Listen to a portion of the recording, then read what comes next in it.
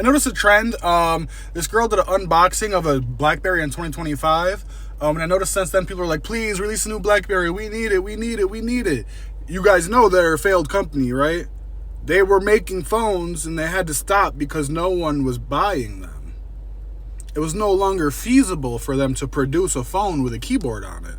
In fact, so many people didn't want that they went to making all screen phones, just like every other candy bar phone that was popular in the 2010s. And then those phones were not anything really special. They had like Blackberry Messenger and a couple of Blackberry exclusive things, but they didn't. There was no app store, or there was an app store, but it was really, really bad. The phones were slow compared to their like flagship iPhone and Android counterparts. Their operating system, they got weird with their operating systems at one point. They started using like, I think at one point they eventually switched to Android, but it was like a weird special Blackberry Android because it was like Blackberries have to be secure. So it was like kind of weird. There was something weird going on there. Like they did fail as a company because they simply missed the boat on smartphones and then they refused to correct course in time.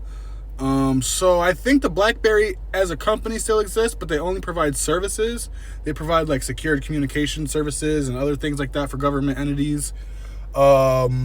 And like security suites and things like that. And I believe they license their name out to other hardware vendors. So you might find a Blackberry phone that's new, but it's not a Blackberry phone. It's like when you go to Walmart or Target or wherever and you see a Polaroid camera, like that's technically a Polaroid, but that's like some cheap shitty camera that licenses the Polaroid name.